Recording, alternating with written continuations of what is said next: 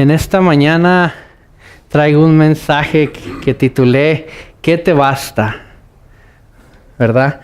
Y más adelante vamos a elaborar un poco más en el tema, pero quiero empezar en esta mañana contando una historia muy personal, pero también muy, digamos, muy difícil de creer, la historia. Difícil de creer, pero a la vez tan común. ¿Por qué? Porque es la historia de mi padre. Mi padre nació allá en México, en un pueblito que se llama Anáhuac, Chihuahua. No tuvo la educación más fundamental, nunca la terminó. La situación tan difícil en la que creció lo forzó hasta desde muy pequeño, desde los 6, 7 años, a andar buscando bolear zapatos, buscando sacarle brillo a los zapatos. Y pues decidió, allá por los 60s, mi papá es de los 40s, entonces allá al final de los 60s, decidió emigrar y vino aquí a este país. Y digo que es una historia difícil de creer porque, bueno, una persona que no tiene el estudio más básico, más fundamental, que no habla el idioma del país a donde está emigrando, que no conoce la cultura y que además duró años aquí de ilegal. Y suena una historia difícil de creer porque es mucha la adversidad que enfrenta esta persona, pero a la vez es una historia tan común. Es una historia de no miles, de millones de inmigrantes que han salido no solamente de México, sino de toda Latinoamérica y han venido aquí. Y lo increíble de la historia es que con toda esta adversidad salen adelante. ¿Cómo puede ser eso? ¿Cómo puede ser que salga de su país donde es derechohabiente, ¿verdad? Que usted es derechohabiente ahí en su país, así le llaman, ¿verdad? Porque usted tiene derecho a esto y al otro, aquí y allá. Y viene aquí y no tiene derecho a nada. Y aquí prospera más usted que en su propio país, con su cultura, con su idioma, con su gente. Y la pregunta es, ¿por qué? ¿Por qué? Los fundadores de esta nación escribieron los documentos legales mejores escritos, mejor concebidos en la historia del ser humano. Y muchos van a decir que, pues sí, claro, son gringos, ¿no? Pero no tiene nada que ver con eso. La razón por la que la Constitución, la Declaración de la Independencia son documentos que hoy en día siguen vigentes es porque los escritores tomaron en consideración al Creador en ellos. Y basados en la creencia de que hay un Dios creador que nos creó de cierta forma, para ser de cierta forma, para vivir de cierta forma, con ese fundamento escribieron esos documentos. A continuación, le voy a leer una pequeña fracción de la Declaración de la Independencia.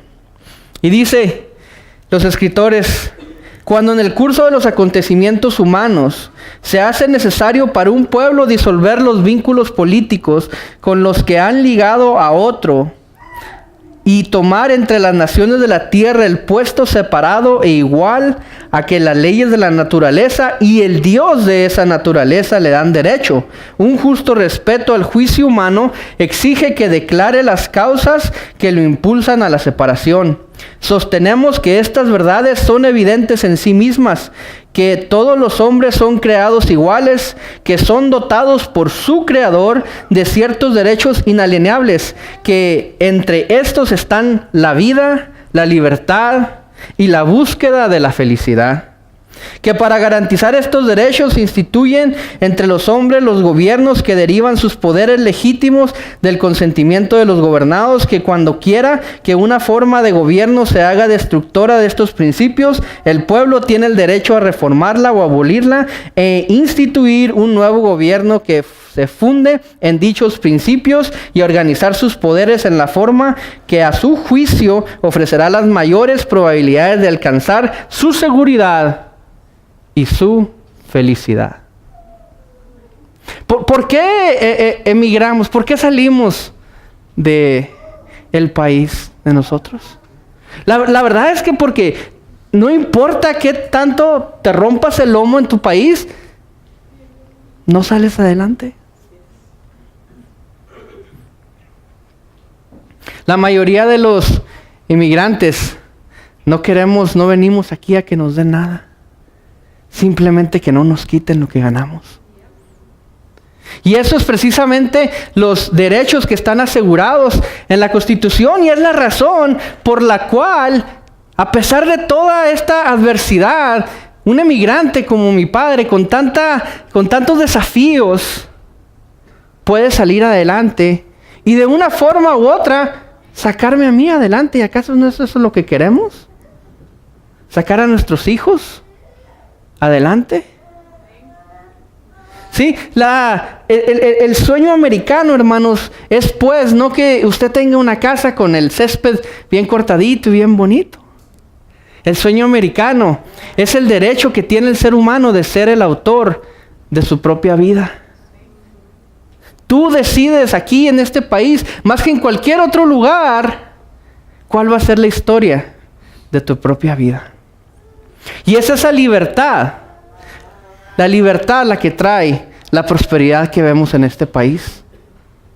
La prosperidad es un biproducto de la libertad, de que te dejen trabajar, de que no te roben, de que no te quiten, de que no haya tanta corrupción. Eso es todo lo que es.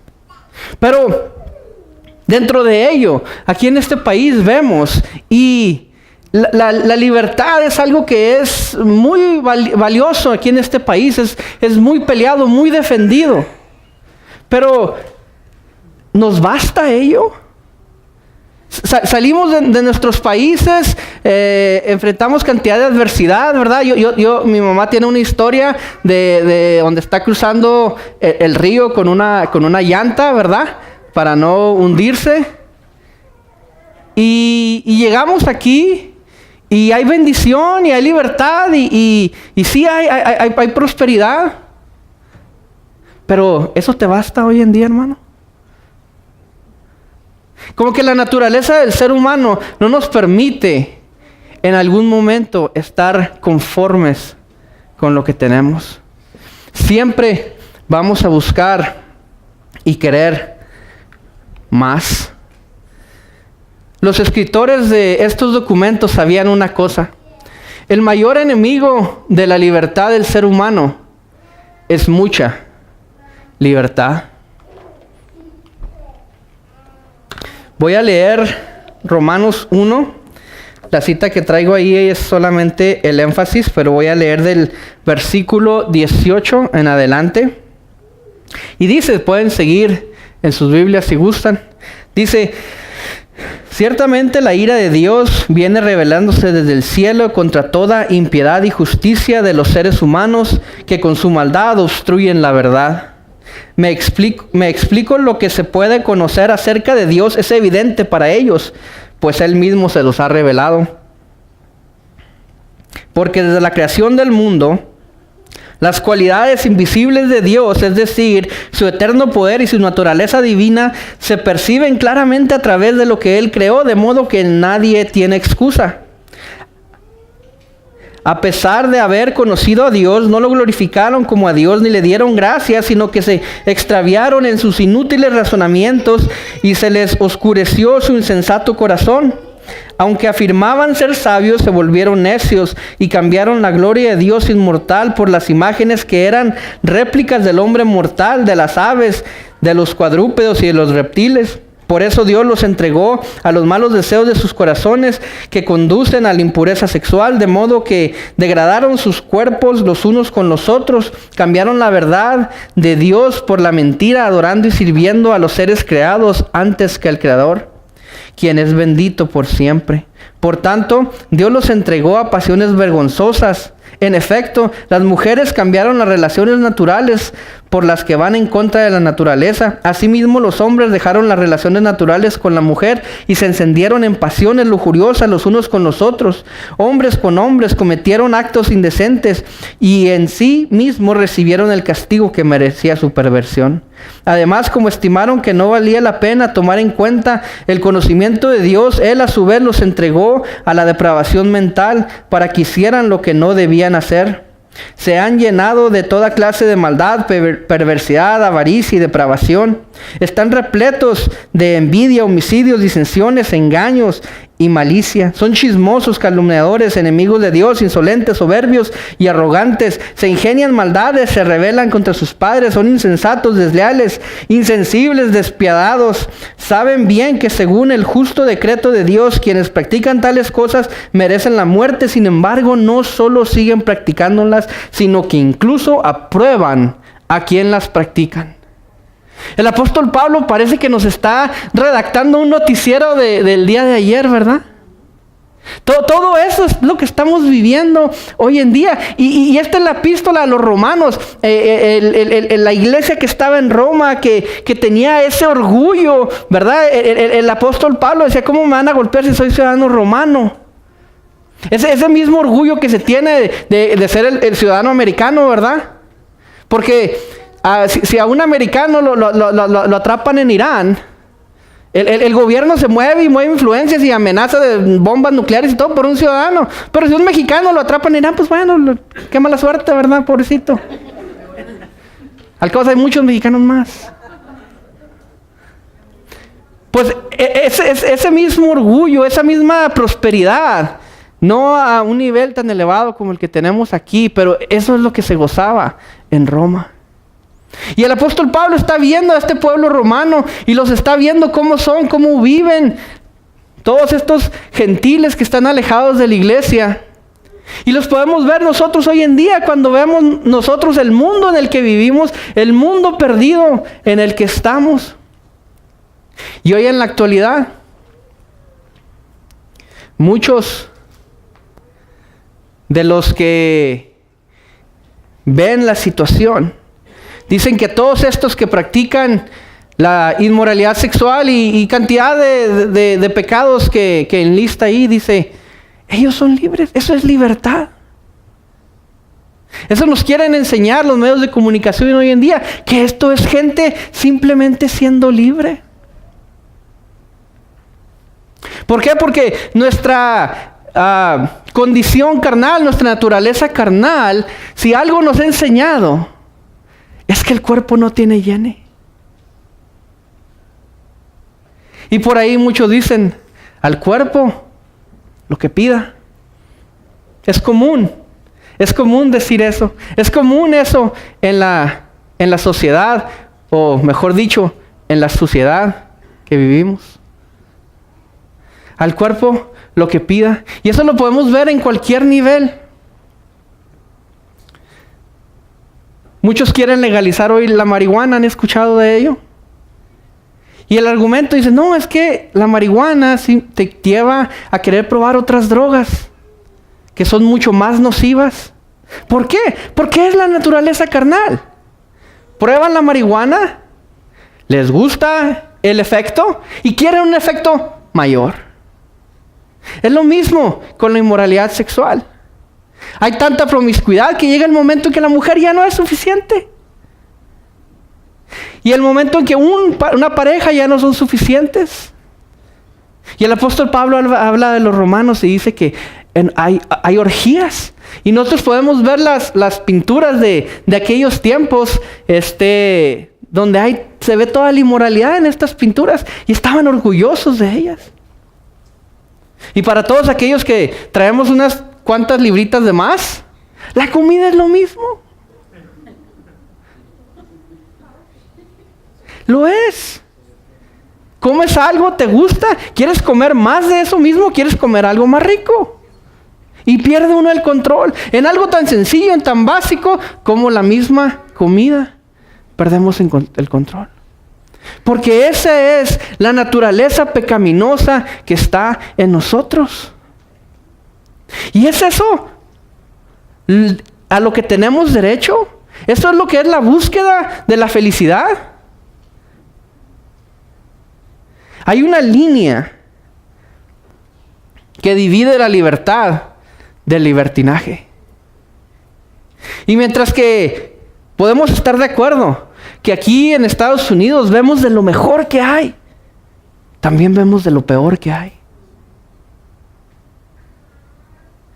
Porque en este país de donde salen tantas misiones para tantos lugares del mundo, en este país también se fundó la iglesia de Satanás en San Francisco. Porque donde vemos la libertad, si no hay un organismo que regule la libertad, en específico la iglesia, dicen en mi pueblo, allá en Anáhuac, ¿a dónde tiende la cabra sino al monte? Si no hay algo que regule, la libertad se convierte en libertinaje y no nos damos cuenta. Y nadie está exento de ello. Nadie está por encima de ello. El predicador del siglo pasado, Peter Marshall, dijo ante el Senado americano en los 1940s, dijo: Señor Jesús, ayúdanos a ver que la libertad no es hacer lo que nos plazca, sino la oportunidad de que nos plazca hacer lo bueno. La diferencia entre la libertad y el libertinaje es pues esa palabra responsabilidad. El deber que tenemos como ser humano ante Dios de hacer lo bueno. Y cuando llegamos y se nos da la libertad y tenemos la prosperidad que nuestro país no pudimos lograr, ¿te basta eso? Llega un momento en el que dices, ya, hasta aquí. La naturaleza carnal no nos los permite. No nos deja. El sistema de gobierno más grande jamás ideado, el americano, no te basta a ti. No me basta a mí. No le basta al ser humano. Y el problema, dice Romanos 1:32, quienes habiendo entendido el juicio de Dios, que los que practican tales cosas son dignos de muerte, no solo las hacen, sino que también se complacen con lo que los practican. Hay una diferencia, esa línea delgada de la que hablábamos, la diferencia entre la libertad y el libertinaje. Que uno como cristiano debe de estar avergonzado de su pecado. Porque todos lo tenemos, ¿verdad? No nos podemos librar de ese pecado. Pero es necesario que te avergüences, que se te caiga la cara por ello, de vergüenza. Y el apóstol Pablo dice, estos libertinos no solamente lo practican, se gozan con ellos. Les da gusto. Es algo que les trae orgullo, el libertinaje.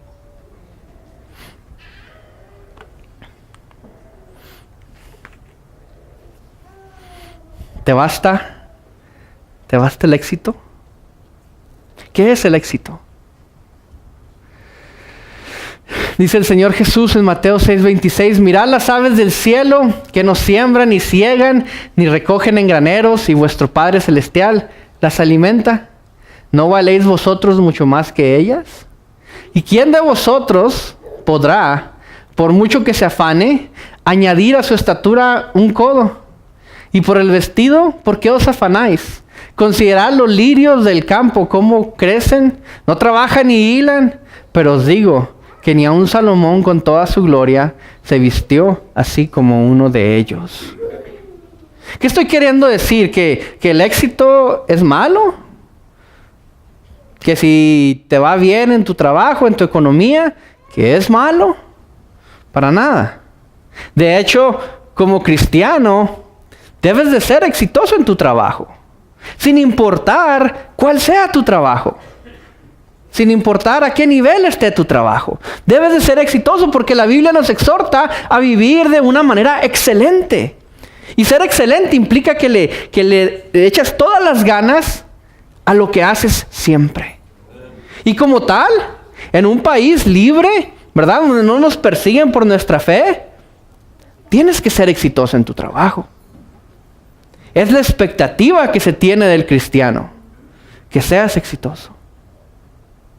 Pero, nuevamente, esa línea donde lo blanco se convierte en gris y quizás en algo más oscuro, otra tonalidad, negro.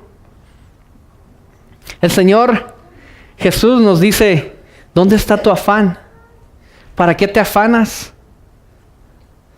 Yo mido 5 pies y medio. Yo sé que desde allá me veo más alto, pero no.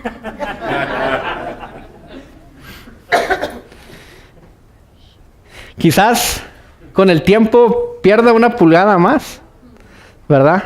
Recuerdo que tenía uno de mis jefes que ya estaba más viejito y me decía que él había perdido casi 2 pulgadas, ¿verdad? Desde que era joven. Entonces, aquí el Señor nos dice, bueno, ¿para qué te afanas? Ya no vas a llegar más allá. Sin embargo, el diario vivir, el trabajo, el dinero, y a veces lo disfrazamos de necesidad. A veces disfrazamos todo lo que hacemos y decimos que lo necesito. Bueno, ¿cuánto es lo que necesitas? ¿Cuánto es lo que te basta? Y trabajamos y créanmelo, si alguien lo sabe, soy yo. Trabajo como burro, digamos. Pero ¿hasta dónde? ¿Dónde está la línea?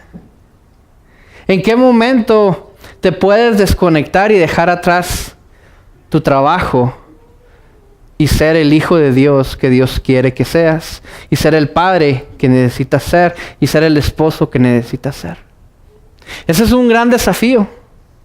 Mi trabajo ha estado muy, muy estresante últimamente y mi esposa me lo ha estado reclamando.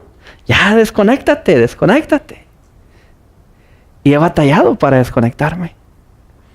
¿Y dónde está mi afán? ¿Dónde está mi corazón? ¿Dónde está mi mente? ¿Qué es lo que nos basta, pues?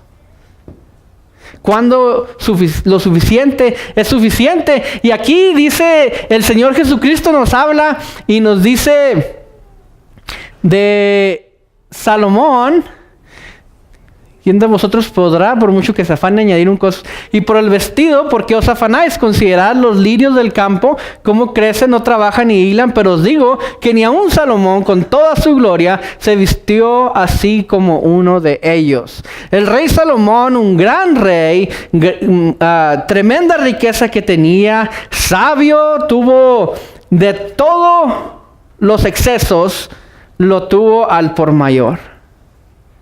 Y fue rey.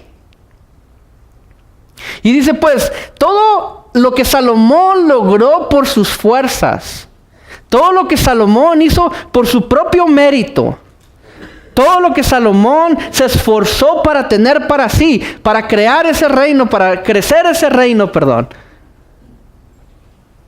nunca, bajo sus propias fuerzas, por su propia gloria, se pudo vestir como Dios naturalmente viste a los lirios del campo.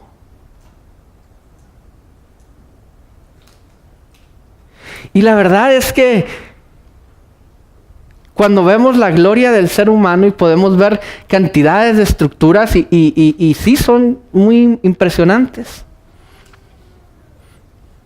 Pero no hay nada como ver la naturaleza. Las cascadas, los valles, naturales. Dios los hizo. Y nosotros preferimos buscar esa gloria semejante a la de Salomón día con día, en vez de decir, ya basta tener esa fe, que Cristo me vista, que Cristo me revista. ¿Por qué? Porque el éxito no basta. El éxito, de hecho, se convierte en una idolatría enfermiza que lleva a fracturar la relación del ser humano con su Creador, en muchos casos de manera permanente. Nunca te va a bastar el éxito, nunca te va a bastar el dinero, tu casa nunca va a ser suficientemente grande, tu césped nunca va a estar suficientemente verde. Tocante al tema, se dice pues que la idolatría es la adoración de cualquier cosa que debe ser usada, o bien usar aquello que debe ser adorado. ¿Qué es lo que te basta a ti en esta mañana, hermano?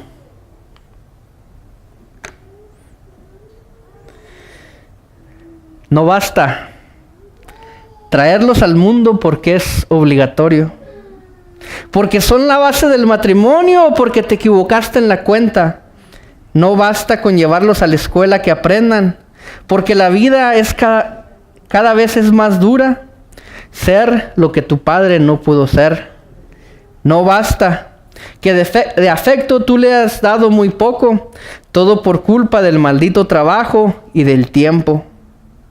No basta porque cuando quiso hablar de un problema, tú le dijiste, niño, será mañana, es muy tarde, estoy cansado. No basta comprarle todo lo que quiso comprarse, el auto nuevo antes de graduarse, que viviera lo que tú no has vivido. No basta con creerse un padre excelente, porque eso te dice la gente. A tus hijos nunca les falta nada. No basta, porque cuando quiso hablarte de sexo, se te subieron los colores al rostro y te fuiste. No basta. Job 1:4 dice, iban sus hijos y hacían banquetes en sus casas, cada uno en su día, y enviaba a llamar a sus 3 hermanas para que comiesen y bebiesen con ellos. Y acontecía que habiendo pasado en turno los días del convite, Job enviaba y los santificaba y levantaba de mañana y ofrecía holocaustos al número de todos ellos. Porque decía Job, quizás habrán pecado mis hijos y habrán blasfemado contra Dios en sus corazones. De esta manera hacía todos los días.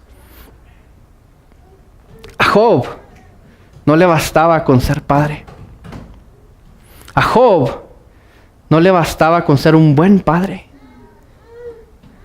Job era proactivo. No esperaba a que sus hijos estuvieran metidos en un problema, ¿verdad?, para quererlos acarrear a la iglesia. No esperaba que sus hijos ya estuvieran en la cárcel para quererlos sacar de la cárcel para meterlos a la iglesia. Job era proactivo. Y el enfoque de Job era precisamente la relación que Job gozaba con el Creador, que sus hijos también la gozaran. Y Job decía, quizás mis hijos han pecado, ofreceré holocausto. Ese debe ser el ejemplo de oración para nosotros como padres. Pedir por nuestros hijos todos los días, que lleven una vida digna, una vida piadosa, una vida encaminada hacia nuestro Señor Jesucristo. Lamentablemente para muchos de nosotros la oración por nuestros hijos solamente la hacemos cuando es necesaria, cuando están enfermos, cuando están metidos en problemas. Pues ¿sabes qué, hermano? No basta. No basta. Como padre es necesario que nuestro enfoque principal sea que nuestros hijos aprendan a relacionarse con nuestro Creador. Dijo Franco de Vita, ser lo que tu padre no pudo ser, sélo tú. Enséñale a relacionarse con nuestro Creador. Pero aún aquello que es tan querido en nuestros corazones como lo son nuestros hijos, no basta. No nos puede bastar. No tiene sentido que tú dependas de alguien que a la vez depende de ti.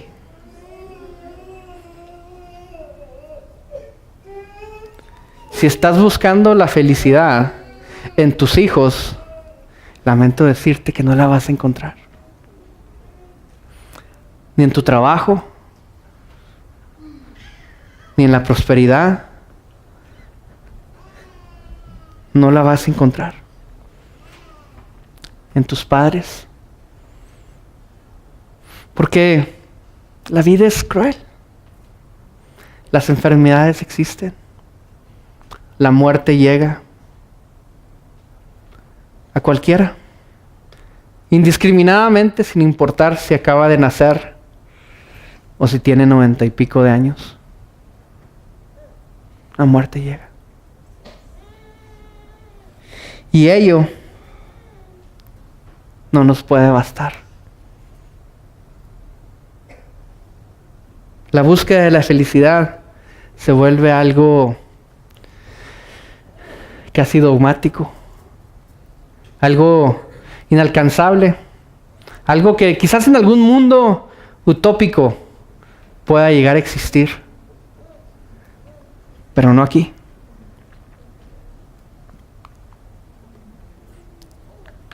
El apóstol Pablo, me encanta cómo escribe.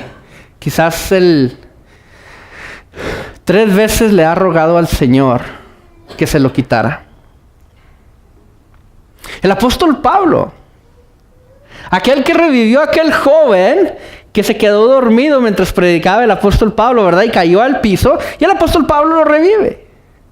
El apóstol Pablo, aquel que sanó a cantidad de gente, aquel que vio al Señor Jesucristo en el camino a Damasco.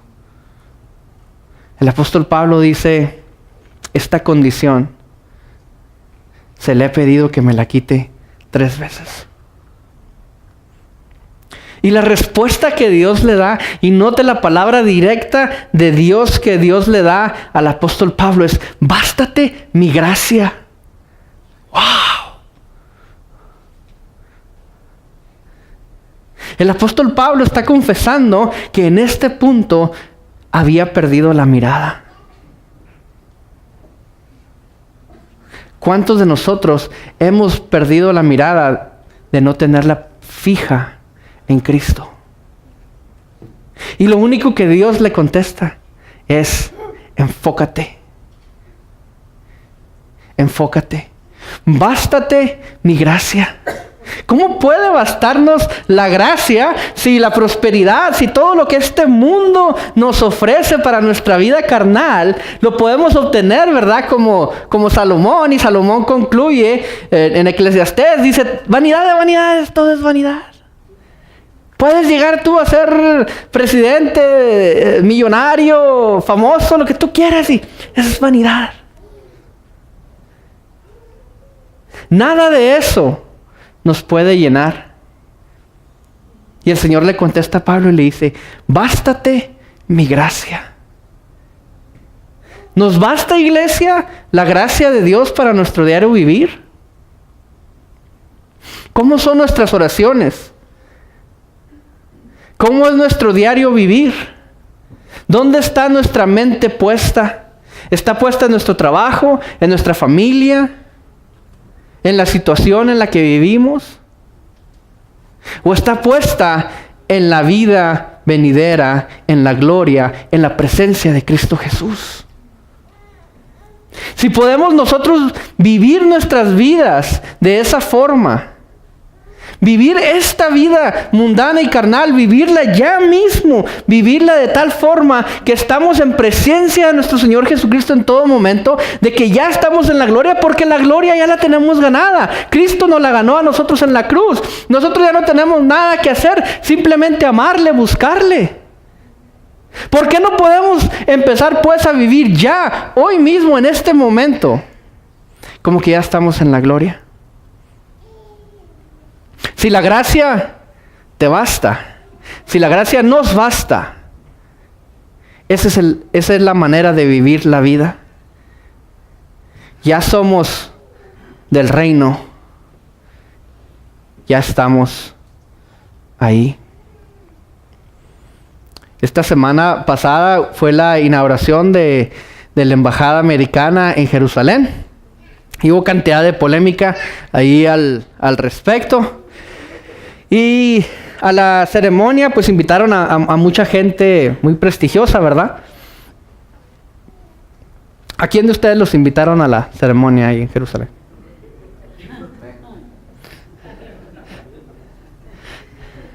Porque no somos dignos.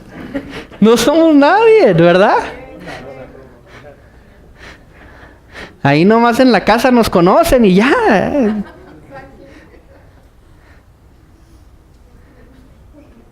Pero por la gracia,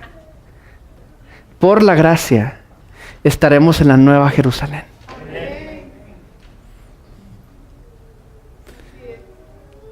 No es digno usted de ir a la embajada en Jerusalén, pero gracias al mérito de Cristo en esa cruz, somos dignos de estar en la nueva Jerusalén por el resto de los años. Empecemos a vivir nuestras vidas en el reino de Dios, a pesar de estar atrapados aquí en este mundo. Que la gracia de Dios realmente nos baste. Que la gracia de Dios llene nuestros corazones. Que pongamos en perspectiva quién somos nosotros, que ni a Jerusalén nos invitaron. ¿Y quién es Dios? El creador de la Jerusalén. Y es por gracia que podemos estar en presencia de Él. Qué cosa tan más magnífica, qué noticia tan más buena, que alguien como tú y como yo, hermano, podamos estar en presencia de la perfección, del ser más grande jamás concebido, y que aún nuestras propias mentes no podemos entender su grandeza, su perfección. Pero comprendamos su gracia. Comprendamos su gracia, hermanos.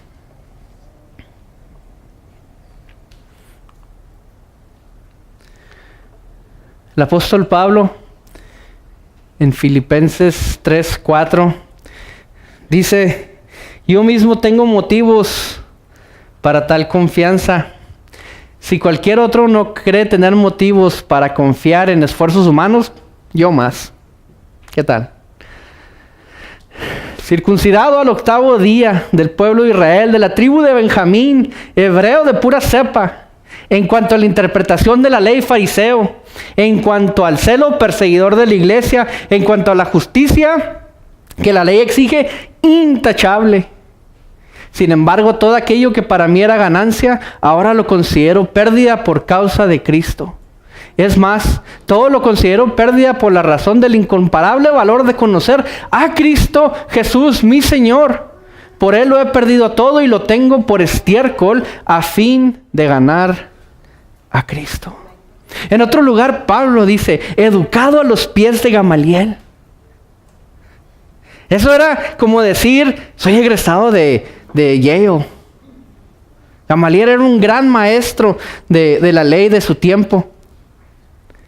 Y el hecho de decir fui educado a sus pies era el currículum de Pablo. Y Pablo lo pone y lo expone y dice: ¿quién es él? Ahora quiero que usted mismo piense: ¿quién es usted? ¿Cuál es su currículum? Yo le puedo decir: Yo soy Enrique, de los Meros de la Peña, de allá de Anáhuac, Chihuahua. Educado en el TEC de Cuauhtémoc. ¿Quién conoce el TEC de Cuauhtémoc? La hermana Lorena, ¿dónde está? Ella me rescata siempre, es de Cuauhtémoc. Educado a los pies del Inge Chapa. ¿No? ¿Nadie conoce? ¿No? ¿No? ¿Nadie?